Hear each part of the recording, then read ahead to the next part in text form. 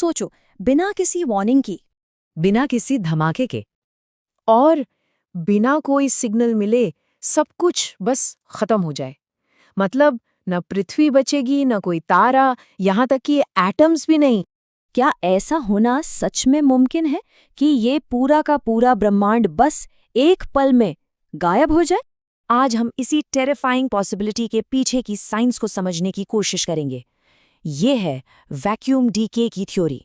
ये शायद कॉस्मोलॉजी की सबसे परेशान करने वाली थियरीज में से एक है, क्योंकि ये एक ऐसे अंत की बात करती है जो चुपचाप आता है, बिना किसी चेतावनी के। बिल्कुल एक खामोश अंत।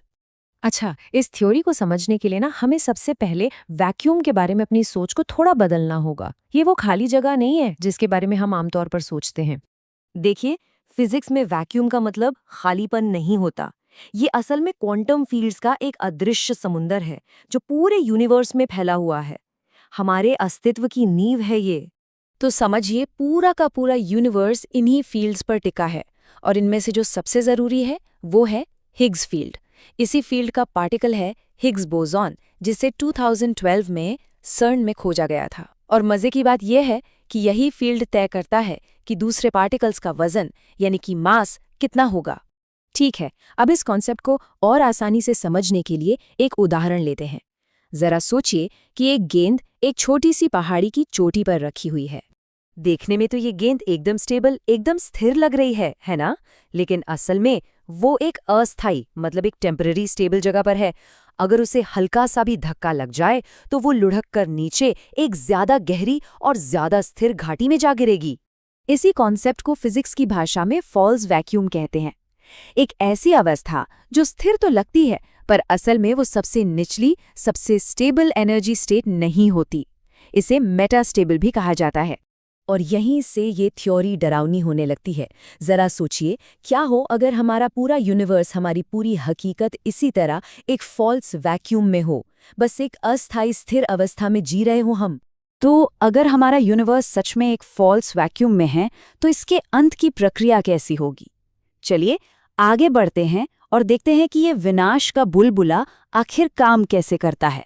तो प्रोसेस कुछ इस तरह होगा। कहीं पर क्वांटम फ्लक्चुएशंस की वजह से ट्रू वैक्यूम का एक छोटा सा माइक्रोस्कोपिक बुलबुला बनेगा।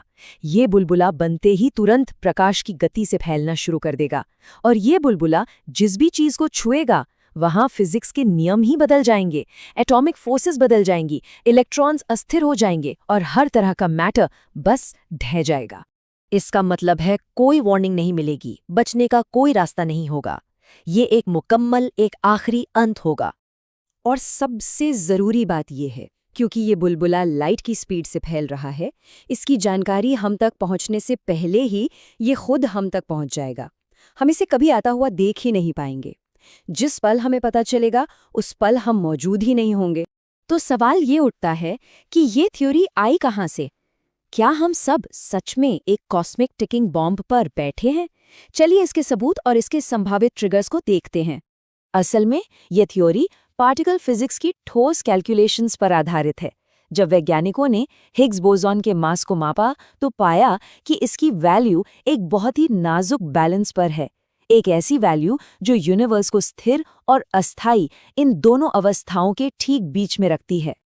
अब ये एक आम डर है कि सर्न जैसी जगहों पर जो हाई एनर्जी एक्सपेरिमेंट्स होते हैं, कहीं वो इस तबाही को शुरू ना कर दे। लेकिन ज्यादातर वैज्ञानिकों का मानना है कि ऐसा नहीं है। इसकी दो बड़ी वजह हैं। पहली, जो प्राकृतिक कॉस्मिक किरणें अंतरिक्ष से पृथ्वी पर टकराती हैं, उनमें हमारे एक्सपेरिमेंट से कहीं ज्यादा एनर्जी होती है। और दूसरी, अगर इसे शुरू करना इतना आसान होता तो शायद ये अरबों सालों में कभी ना कभी हो ही चुका होता। अगर हम यूनिवर्स के अंत की दूसरी थ्योरीज से इसकी तुलना करें, जैसे कि हीट डेथ या बिग क्रंच, तो वैक्यूम डीके इन सबसे बिल्कुल अलग है। बाकी सब प्रक्रियाएं धीमी हैं, लेकिन वैक्यूम डीके ये तात्कालिक है और पूरी तरह से अनप्रेडिक्टेबल। तो क्या हमें अभी से चिंता करनी चाहिए? देखिए, अच्छी खबर ये है कि कैलकुलेशंस के मुताबिक अगर हमारा यूनिवर्स मेटास्टेबल है भी ना, तो भी एक नेचुरल डीके होने में अरबों या शायद खरबों साल लग सकते हैं। मतलब अभी के लिए तो घबराने की कोई ज़रूरत नहीं है। लेकिन चलिए, इस थ्योरी के प्रैक्टिकल पहलू से हटकर इसके गहरे फिलोसॉफिकल पहलू पर चलते हैं। आखिर इस थ्योरी का सबसे डरावना हिस्सा है क्या? सबसे डरावनी चीज कोई धमाका नहीं है, वो है खामोशी।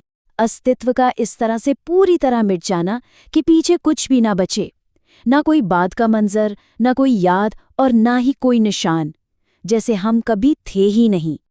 और ये हमें एक आखिरी बहुत ही दिलचस्प सवाल पर छोड़ जाता है। अगर ये यूनिवर्स वाकई एक सिम्युलेशन है, तो क्या वैक्यूम डीके सिर्फ एक रीसेट बटन हो सकता है?